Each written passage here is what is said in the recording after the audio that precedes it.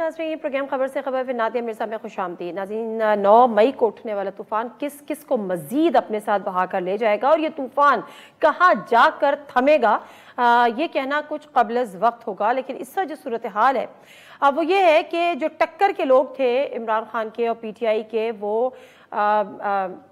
टकरा के और पाश हो के ताश के पत्तों की तरह गिरते चले जा रहे हैं। ये सूरत हाल हमारे और आपके सामने, सबके सामने है, जो हम मुख्तलिफ सारा दिन 1, 2, 3, 4 या कभी उससे भी ज़्यादा प्रेस कॉन्फ्रेंसेस देखते हैं या ट्वीट्स के ज़रिए हमें पता चलता है।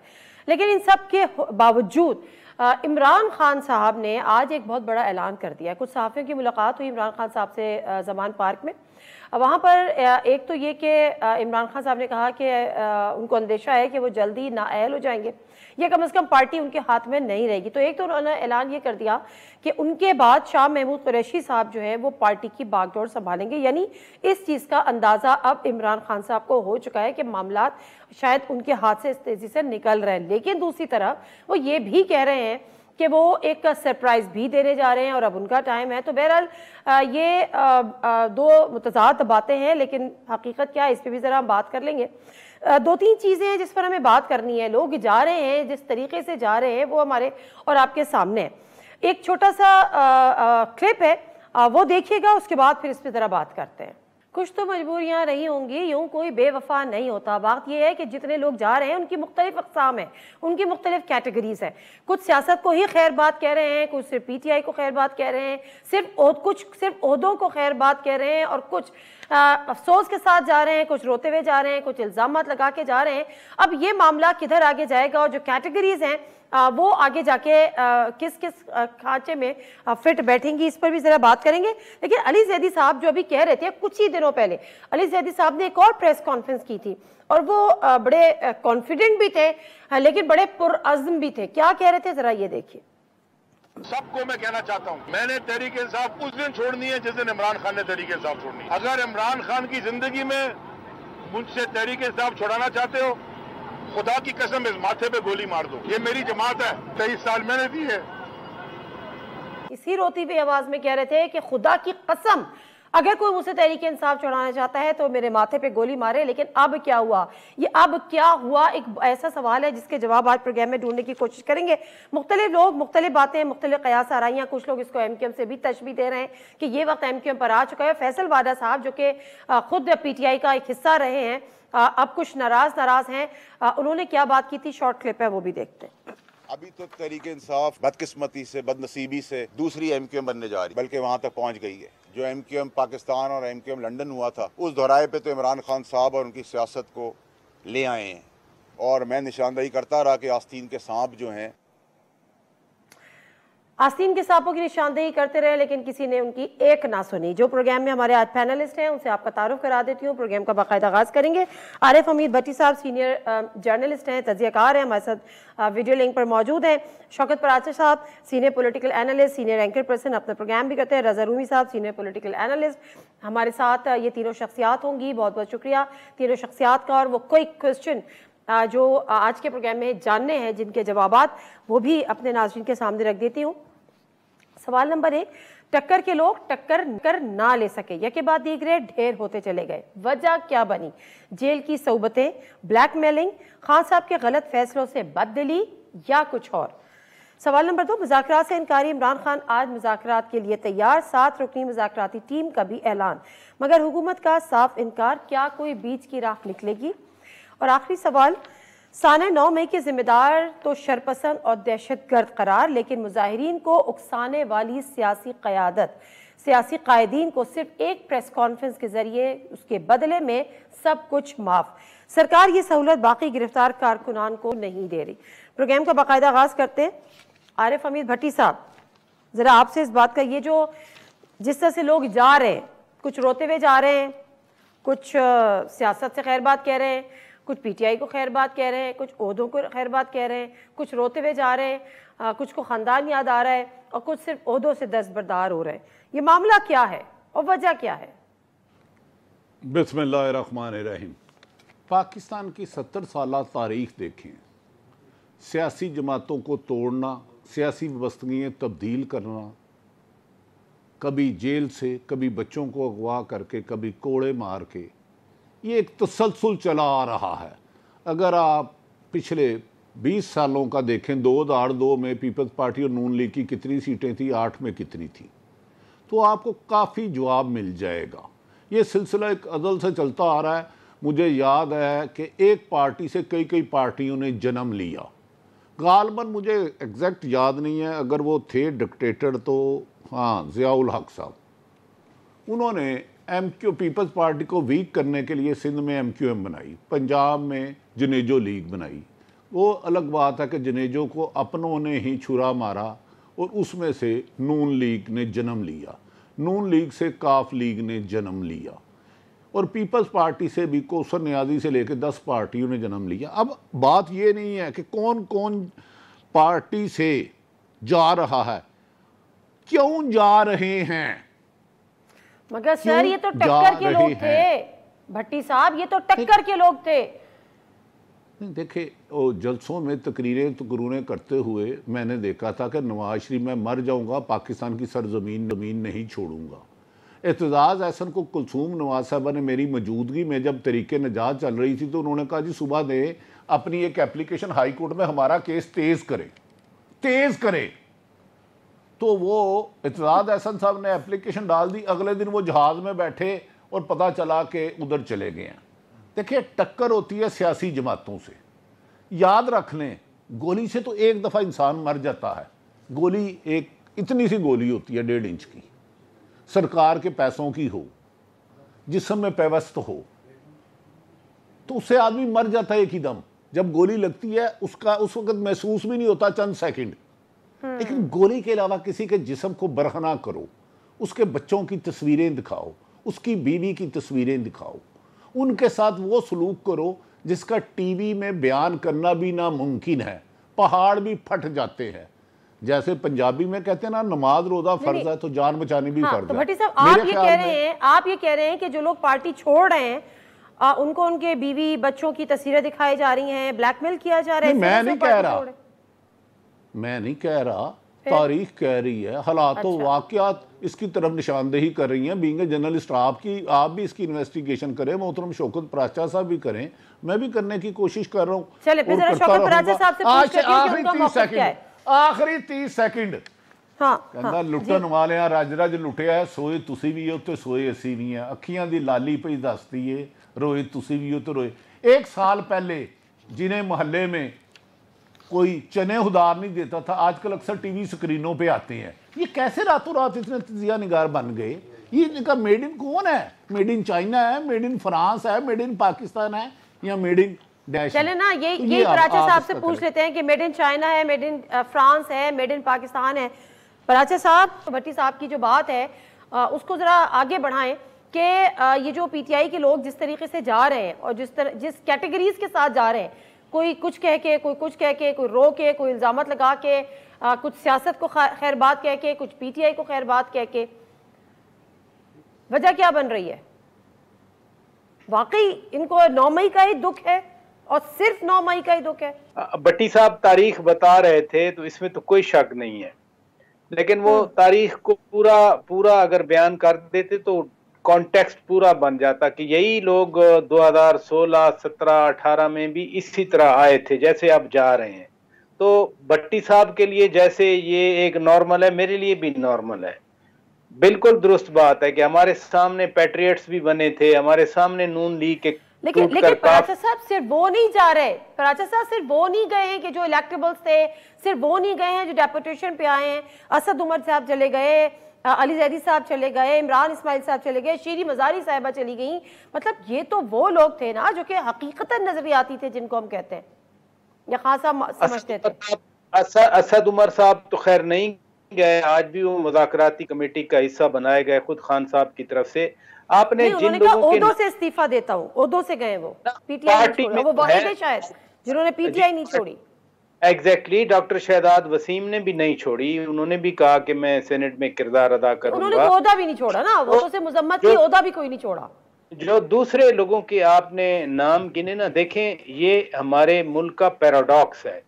पैराडॉक्स इसलिए कह रहा हूं कि एक तरफ वो बड़ी एक बच्चे की, एक नौजवान लड़के के विजुअल आए थे कि हम देखें इनकलाब लाने आए हैं लेकिन पुलिस हमें मार रही है, तो हम कैसे इनकलाब ले आएंगे। एक तरफ तो ये स्कूल, ये एक सोच है उसी पार्टी में, दूसरी तरफ उसी पार्टी के लोग हैं जो GHQ पर हमले के लिए भी उकसा रहे हैं और कोर कमांडर हाउस पर हमले के लिए भी उकसा रहे हैं, और बल्कि कुछ खवातीन उनकी कह रही हैं कि हम तो वहां पहुंच चुके हैं।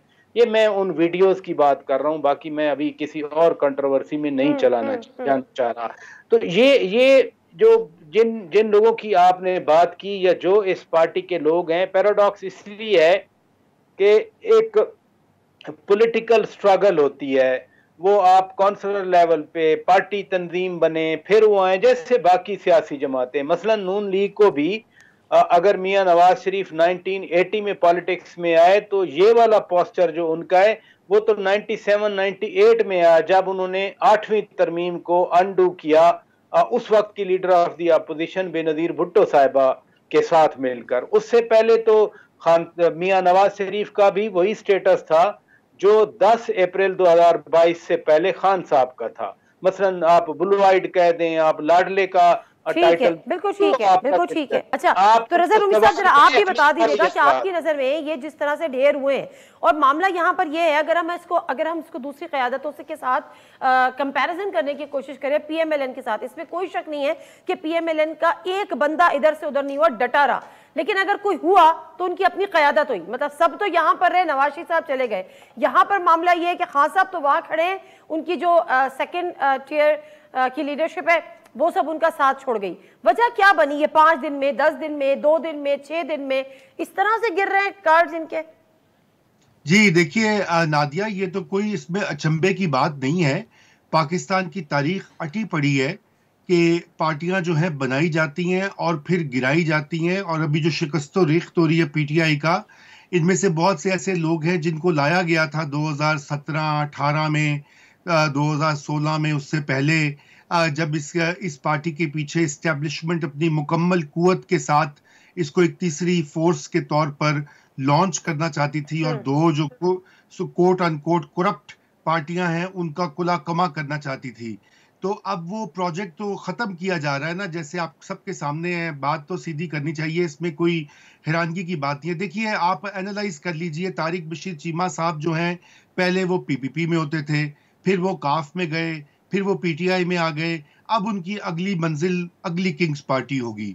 पाकिस्तान में एक ही पार्टी जो है ना वो मुस्तकिल होती है, उसका नाम है किंग्स पार्टी, और वो किंग्स पार्टी अब नई किंग्स पार्टी जहांगीर तरीन साहब सुना है कि कुछ उसकी कोई शक्ल दे रहे हैं, मुरतब कर रहे हैं। देखिए अभी तक तो उसके खदो खाल वाजे नहीं है, लेकिन अगले चंद ही दिनों में वो भी उभर कर सामने आ जाएगी। ये कोई नई बात नहीं है। देखिए ये सारे लोग, फवाद चौधरी साहब ने भी कितनी पार्टियां बदली। तो ब्रेक साहब से आती हूँ, अमित भट्टी साहब से भी जरा बात करेंगे कि जो हम कैटेगरीज की बात कर रहे हैं कि कुछ लोग तो डेपुटेशन पे आए थे, वो वापस चले गए, उनको पार्टी में इंस्टॉल किया गया था, पार्टी से उनको निकाल खींचा। लेकिन दूसरी तरफ हमने ये भी तो देखा कि एक गिरफ्तारी, जमानत पे रिहाई, फिर दूसरी गिरफ्तारी, फिर जमानत पे रिहाई, फिर तीसरी गिरफ्तारी, फिर जमानत पे रिहाई। अब जो फिलहाल तो उन्होंने स्टेटमेंट्स दे दिए टेलीविजन स्क्रीन पर आके, प्रेस कॉन्फ्रेंसेस करके कि हम PTI भी छोड़ रहे हैं, हम सियासत भी छोड़ रहे हैं, लेकिन क्या वाकई ये दिल से छोड़ें और आगे इनका मुस्तकबिल क्या होगा सियासी तौर पर? ब्रेक लेते हैं कि खान साहब के इतने एतमाद की वजह क्या है कि मैं आगे सरप्राइज दूंगा, वो क्या सरप्राइज हो सकता है मुमकिन तौर पर, जानेंगे ब्रेक के बाद। जनरल प्रोग्राम में एक दफ़ा फिर आपको खुशामदीद कहते हैं। ब्रेक पे जाते जाते मैंने ये कहा था कि खान साहब के एतमाद की वजह क्या है, जबकि उनके साथी और इंतहाई करीबी साथी भी उनका साथ छोड़ चुके हैं। आज तो एक उन्होंने दोबारा से रिस्ट्रक्चरिंग भी की, अपनी पार्टी की मुख्तलिफ ओहदे मुख्तलिफ लोगों को दिए हैं। जनरल सेक्रेटरी उमर अयूब साहब को और दीगर शख्सियात को, इंफॉर्मेशन सेक्रेटरी जो है वो रऊफ हसन साहब को। हमारे साथ चौधरी गुलाम हुसैन साहब मौजूद हैं, ज़रा वो इस मीटिंग में थे, उनसे भी अहवाल और तज्जिया जानते हैं। चौधरी साहब ज़रा बताएगा कि इमरान खान साहब ने कहा कि मैं एक सरप्राइज़ दूंगा। पहले तो बताएं कि मुलाकात में उनकी बॉडी लैंग्वेज, उनका लहजा, लबो लहजा कैसा पाया, और पुरएतमाद थे नहीं थे? अगर के पुरएतमाद थे तो इन हालात में भी पुरएतमादी की वजह क्या थी? वही उनकी एतमाद की वजह यह है कि वो कहते हैं कौम और मुल्क मेरे साथ खड़ा है और ये जो मर्जी कर ली, मेरा कुछ नहीं बिगड़ सकता। ये बात है। उनका कुछ नहीं बिगड़ सकता, मगर पार्टी का तो बिगड़ गया। नहीं, वो कहते पार्टी यानी अवाम है, और कौन सी पार्टी है? अवाम की हमायत है जो मेरे साथ है। जो वहाँ सवाल किए गए कि आपके बारे में अमेरिका ने, यूरोप ने, सऊदी अरब ने, चाइना ने, फलां ने क्या किया, उन्होंने कहा जी वहाँ आ रही हैं आवाज़ें, और वहाँ राय आमा और यानी अमेरिकन कांग्रेस के बड़े मेंबर्स जो हैं उन्होंने काफ़ी ह्यूमन राइट्स की वायलेशन पर काफ़ी वावेला मचाया है। लेकिन मैं सिर्फ और सिर्फ पाकिस्तान के अवाम पर भरोसा करके खड़ा हूँ, और मैं अल्लाह पर ईमान के साथ लड़ रहा हूँ। मुझे और किसी चीज़ की ना परवाह है और ना ज़रूरत है। सर ज़रूरत तो होगी ना, अगर इलेक्शन हो जाते हैं, अगर के हो जाते हैं तो उम्मीदवार भी चाहिए होंगे, उनको टिकट भी देना होगा। जिस तरीके से लोग पार्टी छोड़ रहे हैं, टिकट भी वापस कर रहे हैं, तो बगैर उम्मीदवारों के, चाहे जितनी भी उनके साथ अवाम की हिमायत हो, अवाम का एतमाद हो, वो इलेक्शन कैसे जीतेंगे? वो कहना मैं नादिया नू और गुलाम शाह नू खड़ा कर देंगे, इन्हों 90,000 मिल जाएगा। नहीं, मैं तो खवातीन की मखसूस सीटों पे भी आ जाऊंगी सर, इलेक्शन आप लड़ लीजिएगा। नहीं, मैं बात कर रहा हूँ। अच्छा, ठीक है, he is fully convinced। अच्छा, तो फिर एक चीज और सर बताएं कि क्या ये जो पार्टी के जो रहनुमा उनको छोड़ के गए हैं, सबसे ज्यादा अफसोस उनको किस पर है, और उनके जाने पर उनकी राय क्या है? कि मतलब बेवफाई कर गए, टक्कर के लोग नहीं थे, सोबतें बर्दाश्त नहीं कर सके, या क्या? नहीं, वो कहते हैं इतना जुल्म ज्यादती जो किया जा रहा है 1 साल से, ये लोगों की हिम्मत है जो खड़े रहे हैं। अब इन्होंने हद कर दी है, किसी की खातून नहीं छोड़ी, किसी का बच्चा नहीं छोड़ा, किसी की वालिद नहीं, वालदा नहीं, घर तोड़ रहे हैं। जितने मजालम पुलिस कर रही है इसका कोई जवाब नहीं, और जिसकी वजह से कोई दम तोड़ गई है उनकी मदामत। और सबसे ज्यादा अपसेट वो थे शीरी के बारे में। अच्छा, उन्होंने कहा कि मुज़ाकराती टीम भी हमने बना दी है। किससे मुज़ाकरात कर रहे हैं? वो किसको कह रहे हैं कि मुझसे मुज़ाकरात करो? ये हुकूमत, क्योंकि नवाज शरीफ साहब ने तो मुकम्मल तौर पर इनकार कर दिया, वाज़ेह इनकार कर दिया। और जी यही हुकूमत ही करेगी, ये नहीं होता। तो बातें और होती हैं, मुज़ाकरात जो है ना वो जंग के अंदर भी जारी होते हैं। और जुल्फ़िकार अली भुट्टो को फांसी देने वाले थे तो एक दिन पहले तक भी बातचीत हो रही थी। नहीं, लेकिन खान साहब तो कहते थे मैं इनसे मुज़ाकरात ही नहीं करूंगा। आज खान साहब हुकूमत से कह रहे हैं कि मुज़ाकरात करो मुझसे। नहीं, वो तो काफी देर से करा रहे हैं कि वो इलेक्शन पर आप करें, और इलेक्शन कराने चाहिए, और तो उनका मुतालबा ही कोई नहीं है। सर, लास्ट क्वेश्चन, क्या सरप्राइज देना चाह रहे हैं आपकी नजर में? आपका तज्जिया क्या है? अब क्या है खान साहब की पटारी में बाकी बचा? उनका किया वो कल कह देंगे जी मैं 10 लाख लोग जाके शोधा की कब्रों पर जो फूल चढ़ाऊंगा, और मैं और फौज जो है एक है, और अब मैं फलां जगह कायदे आज़म के मज़ार पर जलसा रख रहा हूँ या मीनारे 5 में। वो जहाँ से काम छोड़ा वहीं से शुरू कर देगा। और भी उनके पास सरप्राइजेज है, but this is what I can visualize. Okay, thank you very much Chaudhary साहब, बहुत बहुत शुक्रिया आपका टाइम का। जी भट्टी साहब, आपने सुना, आप क्या समझते हैं कि खान साहब जो है वो एक तो ये कि जिनसे कहते थे कभी मुज़ाकरात नहीं करूंगा, मुज़ाकरात के लिए भी तैयार है, वहां से ना हो गया। जो सरप्राइज के हवाले से की है इन्होंने बात चौधरी गुलाम हुसैन साहब ने, आप इससे एग्री करते हैं? ऐसा कुछ कर सकते हैं खान साहब, या इसके अलावा कुछ और? मैं अर्ज करने लगूँ, तकरीरों में आसफ अली जरदारी कहते थे नवाज शरीफ धरती का नसूर है, इसका साथ भी दिया तो अल्लाह माफ़ नहीं करेगा। शहबाज शरीफ साहब फरमाते थे कि मैं आसफ अली जरदारी के गले में पटा डाल के घसीटूँगा लाहौर और लाड़काना की सड़कों पे, और इंसानों के गले में पटा नहीं डालते।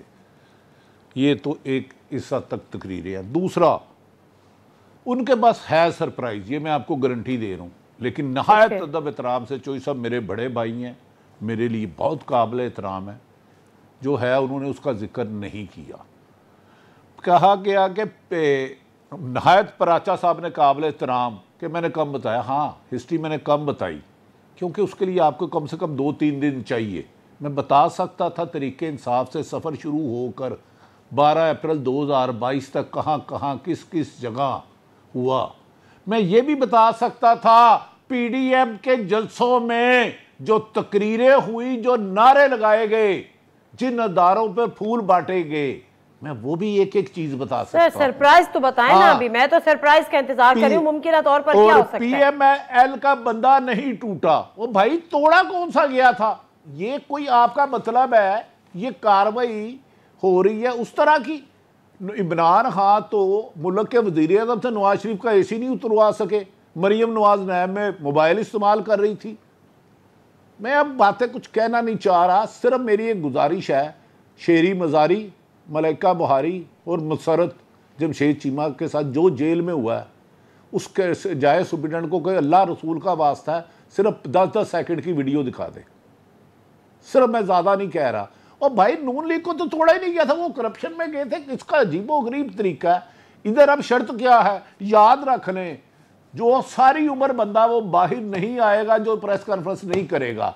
जब आपके एक हम लोग के जज साहब कहें क्यों वो अपना वक्त ज़ाया कर रहे हैं, जब तक आप प्रेस का हम आपको छोटे बेल भी दे दें तो आपको वो नहीं छोड़ेंगे जब तक आप प्रेस कॉन्फ्रेंस ना करें। इसके अलावा आपको क्या खुली बातें चाहिए? मेरा ख्याल है इमरान खान को खुद ऐलान करना चाहिए, पीटीआई के अभी और 5 लोग और जाएंगे मेन, जिनमें से आज उन्होंने एक नाम भी लिया है, जिनमें से उन्होंने एक नाम भी लिया है। क्या नाम? देखिए पराचा साहब और रजा रूमी सब मेरे से बहुत ज्यादा मतलब मैं एक छोटा सा कीड़ा मकोड़ा जिसको पाँव में कुचलने की आजकल बहुत तेजी से कोशिश की जा रही है, वो तो अल्लाह की दी हुई जिंदगी है, वो बचाते जा रहा है। सर अल्लाह ताला आपको आपकी हिफाजत करे और लंबी उम्र दे, लेकिन उसके अलावा हमें समी इब्राहिम साहब और इमरान रियाज खान के हवाले से भी बड़ी परेशानी है, बड़े हमारे कंसर्न्स हैं, बड़ी हमारी रिजर्वेशंस हैं, कुछ पता नहीं चल रहा। वॉइस ऑफ अमेरिका में एक आर्टिकल आज प्रिंट हुआ है, उसमें तो बड़ा क्लियर लिखा हुआ है और उनकी ज़िंदगी के हवाले से भी बड़ी डाउटफुल बातें लिखी गई। इस पर भी ज़रा मैं रज़ा रूमी साहब से ही बात करूँगी, लेकिन पराचा साहब ज़रा बताइएगा कि इमरान खान साहब के अभी तक पुरएतमाद होने की वजह और मुमकिना तौर पर आपकी नज़र में उनका सरप्राइज क्या हो सकता है? देखें, पुरएतमाद तो वो जब कह देते हैं कि अगर मुझे अकेले ये जद्दोजहद जारी रखनी पड़ी तो मैं जारी रखूंगा, उनकी तबीयत भी पुरएतमाद वाली है। वो तो कहते हैं कि पूरा 22 करोड़ लोग अब कल सड़कों पे आ जाएंगे, 25 लाख सड़कों पे आ जाएंगे, और निकले तो लाहौर में को 20-25 हज़ार थे पूरे 4 दिनों में, पूरे पंजाब में, पेशावर में, केपी में भी इतने ही निकले थे। तो सरप्राइज मेरे लिए तो यही बड़ी सरप्राइज है कि वो ये बात कर रहे हैं बैठ के कि मैं बहुत बड़ा सरप्राइज दूंगा, वरना जिन हालात की तरफ अच्छा आप इसी को सरप्राइज मान रहे हैं, लेकिन एक दफा फिर वो मुज़ाकरात की बात कर रहे हैं, 7 रुकनी कमेटी भी तश्कील दे दी है। नहीं देखे ना, पहले मैं जरा पहली बात मुकम्मल कर लूं ना, कि वरना इन हालात की तरफ भट्टी साहब इशारा कर रहे हैं या रज़ा रूमी साहब ने भी बात कर दी, तो उन हालात में अगर वाकई ऐसे ही हालात हैं तो फिर क्या सरप्राइज आ सकता है? वन शुड बी रियलिस्टिक, लेकिन खान साहब ऑप्टिमिस्ट हैं तो ठीक है, उनकी मर्जी है। अदरवाइज तो जितनी आपने ब्रेक ली उतनी ब्रेक तो फवाद चौधरी साहब भी अनाउंस कर चुके हैं, बल्कि उससे ज्यादा आपने ब्रेक ले ली। तो लिहाजा जब इतनी सारी ब्रेक्स हैं तो फिर सरप्राइज जो है वो यही सरप्राइज हो सकता है कि खान साहब अभी भी कहें कि मैं बड़ा सरप्राइज दे सकता हूं। अब दूसरी बात जो आप मुज़ाकरात की बात कर रही हैं, इसमें कोई शक नहीं है कि मुज़ाकरात बहुत पहले होने चाहिए थे, लेकिन उन पहले अगर मुज़ाकरात में कोई रुकावट थी या कोई शख्स अकेला रुकावट था तो वो कौन था? वो आपने बार बार खुद ही कह दिया कि खान साहब अब मुज़ाकरात पे क्यों राजी हुए, और दूसरी साइड जो है वो मुज़ाकरात से क्यों दूर भाग रही है। आपको याद है खुद पीपल्स पार्टी के चेयरमैन बिलावल भुट्टो जरदारी ने खुद ऐलान किया था कि हम मुज़ाकरात करने वाले हैं, उन्होंने एक कमेटी भी बनाई, फिर उनकी सेंट्रल एग्जीक्यूटिव कमेटी ने भी ये काम शुरू किया, वो कुछ लोगों से मिलते भी रहे, कि अपने ही लोगों से अपने इत्तेहादियों से मिलते रहे। एएनपी ने भी एक एपीसी बुलाई जिसमें पीटीआई नहीं गई थी, बाकी सारे आ गए थे। तो मुल्क में ठीक है सर, ब्रेक लेना है, दोबारा ब्रेक लेना है माजरत के साथ। ये ब्रेक जेन्युइन है, मुझे नहीं पता फवाद वाला ब्रेक कितना लंबा होगा, जेन्युइन है कि नहीं, हमारा जेन्युइन है सर। ब्रेक लेते हैं, वापस आते हैं। रज़ा रूमी साहब से भी पूछूंगी मुमकिन सरप्राइज क्या होगा, लेकिन एक और चीज़ इमरान रियाज साहब के हवाले से भी, समी इब्राहिम साहब के भी हवाले से भी, उस पर भी बात करनी है। लेकिन जो सियासी क़यादत है वो गिरफ्तारी रिहाई के बाद वो एक प्रेस कॉन्फ्रेंस करती है, आम माफ़ी मिल जाती है, गाड़ी में बैठती है, घर चली जाती है। अब अगर इस बात को मान लें कि उनके उकसाने पर हुआ जो कुछ 9 मई हुआ, उनके कारकुनों के क़यादत के उकसाने पे किया, तो सज़ा सिर्फ कारकुनों के नसीब में क्यों आ रही है? ये ऑफर जो उनकी क़यादत को नसीब हो रही है, जो अपॉर्चुनिटी क़यादत को नसीब हो रही है, वो उन कारकुनों के हिस्से में क्यों नहीं आ रही, जिनको आज मिलिट्री कोर्ट्स में भी उनके ट्रायल होने हैं, इंसदाद दहशतगर्दी की अदालतों में भी उनके ट्रायल होने हैं। अगर वो किसी के उकसाने पे गए थे और उकसाने वालों को आप रिहाई दे रहे हैं, उनका क्या कसूर है? ब्रेक से वापस आते हैं। प्रोग्राम में एक दफ़ा फिर आपको खुशामदीद कहते हैं। और रज़ा रूमी साहब, आपकी तरफ आऊँगी और जो बातें इस वक्त हो रही हैं उस पर भी आपका तजिया जाना है, लेकिन उसके साथ साथ आपने भी एक ट्वीट किया था इमरान रियाज खान के हवाले से। उसके बाद समी इब्राहिम साहब का भी कुछ पता नहीं है। और जो media watchdog fear for life of missing Pakistani journalist, जो वॉइस ऑफ अमेरिका का एक राइटअप, जिसमें डेनियल बास्टर जो हैं वो France based global watchdog Reporters Without Borders और RSF के हैं, उन्होंने कहा कि receive information from confidential diplomatic source that the missing journalist was tortured and may even have died in detention. Sir, अल्लाह ना करे ऐसा हो, लेकिन आसमान खा गया, ज़मीन निगल गई।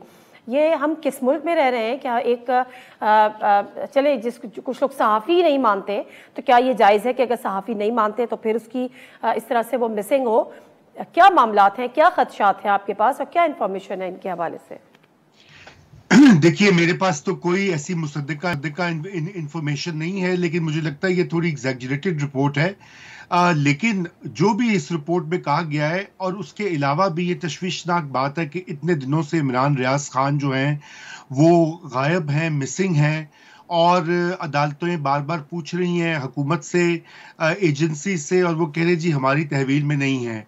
तो फिर कहाँ है? जैसे आपने कहा कि कहाँ फिर वो गए हैं, ये भी जिम्मेदारी हुकूमत की है, उनका ख़ानदान परेशान है, और ये बड़ी गलत रिवायत बन रही है। देखिए, अगर इमरान रियाज खान के ख्यालात से और उनकी वीडियोस से अगर कोई मसला है हुकूमत को या इस्टेब्लिशमेंट को, तो फिर उसके तरीके हैं वो कोर्ट में जाके डेफेमेशन का मुकदमा फाइल करें। ये उठा लेना और पकड़ धकड़ करके गायब कर देना, ये तो बिल्कुल अब नाकाबिले कबूल है। यही बात समी इब्राहिम साहब भी दो रोज से गालिबन उनके वेयर अबाउट्स का भी नहीं पता। और भी इस तरह के बहुत सारे ये यूट्यूबर्स वगैरह भी हैं, कुछ जो कि पकड़े हुए हैं। ये जो 9 मई का जो वाकया हुआ उसके तनाजुर में ये भी पकड़ धकड़ का मामला जो है, ये कि मुल्क में एक जमहूरियत है, इस वक्त आइन फंक्शनल है, अदालतें काम कर रही हैं, कोई मार्शल लॉ तो नहीं लगा हुआ ना। अगर मार्शल लॉ लगा हुआ तो फिर तो समझ में आती है कि हाँ जी आइन मुअत्तल है, बुनियादी हकूक मुअत्तल है। ये सरीहन खिलाफ वर्जी हो रही है। और मैंने तो उस दिन उनको कहा भी, इंफॉर्मेशन मिनिस्टर को भी कहा है और सारों को कहा है कि ये आपकी जिम्मेदारी है कि इमरान रियाज की जो वेयर अबाउट्स और उसकी हिफाजत, उसकी ज़िंदगी, उसका तयन करना और उसको प्रोटेक्ट करना, ये हुकूमत वक्त की जिम्मेदारी है। और ये बहुत गलत रिवायत ये पड़ी है इस तरह से। ये हम तो चाहते हैं ये मामला ख़त्म हो, लेकिन बार बार यही पुराने हथकंडे इस्तेमाल किए जाते हैं। जो भी इमरान रियाज ने कहा, जो भी उसकी सहाफत है, वो इस वक्त ज़ेरे बहस नहीं है, और लोग उसको बीच में ले आते हैं जी उसने ये कह दिया था, उसने ये किया, उसने वो किया। That is not the issue. असल इशू ये है कि exactly, that is not the truth, that is a separate debate। आप like him or you don't like him, but the issue is कि उनकी प्रेजेंस या उनकी है कहाँ पर, ये वेयर अबाउट्स पता होना चाहिए। अच्छा, मैं इसको ये जो आपने रिवायत की बात की ना कि अजीब सी रिवायत पढ़ती जा रही है, तो एक इस पर भी ज़रा अपना इनपुट दे दीजिएगा। फिर मैं इमरान रियाज साहब के हवाले से ज़रा भट्टी साहब से भी ज़रूर बात करूँगी, उसके साथ समी इब्राहिम साहब के हवाले से भी। रज़ा रूमी साहब, ये जो फैसिलिटी ऑफर की गई है PTI की क़यादत को, कि चाहे वो आप ब्लैकमेल टैक्टिक्स कह लें, जो भी रीज़न कह लें, कि जब आप आके एक प्रेस कॉन्फ्रेंस कर देते हैं सियासत को या PTI को खैर बात कह देते हैं, तो फिर आपको रिहाई मिल जाती है। ये फैसिलिटी, ये माफ़ी के तलबगार हो जाते हैं और मुजम्मत करते हैं, जो पहले ही करनी चाहिए थी, लेकिन बहरहाल करते हैं। तो ये एक अपॉर्चुनिटी या एक फैसिलिटी उन कारकुनों को या उन लोगों को या उन जिम्मेदारों को क्यों नहीं दी जा रही, जो बकौल उनके खुद के लीडरान की पॉलिसी के तहत, उनके बने बनाए मुनज़्ज़म एक प्रोग्राम के तहत उन्होंने ये हरकतें की और आज वो गिरफ्तार है। कुछ के उनके तो फ्यूचर स्टेक्स पे लगे हुए हैं कि किसी के आर्मी एक्ट के तहत मिलिट्री कोर्ट्स में उनके खिलाफ कार्रवाई होगी, और फिर कुछ की इंसदाद दहशतगर्दी में। तो सेम कानून पे सबके लिए बराबर होना चाहिए। जी देखिए नादिया, मैं बिल्कुल आपकी बहुत अच्छा नुक्ता आपने उठाया, लेकिन उससे पहले मैं एक दो कमेंट्स देना चाहता हूं। मैं भी गुफ्तगू सुन रहा था पहले हिस्से में प्रोग्राम की, उसमें जो असल इस वक्त मसला है उसके ऊपर ज़्यादा बात नहीं हुई, और मैं आपके इस प्लेटफॉर्म से आपकी इजाज़त से मैं ये कहना चाहता हूँ कि इस वक्त मामला जो है वो इसलिए संगीन और सीरियस है, जिसे बकौले नदीम अफजल चंद के गल जो है वो वध चुकी है। और वो गल इसलिए बच चुकी है कि इस वक्त ये मसला एक सियासी कॉन्फ्लिक्ट का नहीं है PDM बामुकाबला PTI। इस वक्त ये इमरान खान बामुकाबला मिलिट्री इस्टेब्लिशमेंट है। आप इसमें ये देखिए कि 9 मई के जो वाक़यात थे उसके बारे में ये बार बार ये इत्तलात आ रही हैं या बयानिया भी बनाया जा रहा है कि वो मुनज़्ज़म तरीके से ऑर्केस्ट्रेट किए गए थे, और यकीनन वो उसका कहीं ना कहीं सिरा जो है वो इमरान खान साहब के साथ मुंसलिक किया जा रहा है या ढूंढा जा रहा है। जब इस तरह की सूरत हाल होती है, जब रियासत जो है वो वापस रिएक्ट करती है, तो वो इसी तरह रिएक्ट करती है, और यही हम देख रहे हैं। ये जो लोग हैं, इनमें से कुछ लोग तो ऐसे हैं कि जो कि जारी बात है प्रेशर में आ गए होंगे या अडियाला की जेल की गर्मी नहीं बर्दाश्त हुई, लेकिन बहुत से ऐसे भी हैं जो ये समझ रहे हैं कि अब ये एक सीरियस जो है कॉन्फ्लिक्ट बन चुका है, और इसमें उनको जेलों में आर्मी एक्ट के तहत ट्राई किया जाएगा, उनको जेल भुगतना पड़ेगी कई कई महीने। और क्या वो उसके मुतहम्मिल हो सकते हैं, क्या वो डिस्क्वालीफाई हो सकते हैं? ये प्रोफेशनल सियासतदान हैं बहुत सारे, कुछ इलेक्टेबल्स हैं, कुछ नॉन इलेक्टेबल्स हैं। इमरान खान साहब ने 9 मई को उनके और उनके नादान दोस्तों ने, देखिए तोड़ फोड़ का वाकया तो बिल्कुल उसका तो जिक्र किया जा रहा है, जो एक और चीज़ जिसके ऊपर ज़्यादा बहस जारी बात है, वो ज़रा हसास मौजू है, उसके ऊपर बात नहीं हो रही। वो फौज के अंदर बगावत को उकसाने का जो इल्ज़ाम है वो बहुत सीरियस नौयत का है। अगर मेरा जो सवाल था रज़ा रूमी साहब, वो बिल्कुल मुख्तलिफ इसलिए था कि मैं ये कह रही थी कि जो फैसिलिटी लीडरान को मुयसर है, जिनके उकसाने पे और जिनके जिस किस्म की बातें हुई और सारे कुछ चीज़ें सामने आई, ऑडियो लीक सामने आई, सज़ा जो है वो सिर्फ कारकुनान के लिए क्यों? ब्रेक लेती हूँ, ब्रेक से वापस आती हूँ। इमरान कहाँ हैं, समी इब्राहिम साहब कहाँ हैं, भट्टी साहब का भी ज़रा इस पर इनपुट लेते हैं।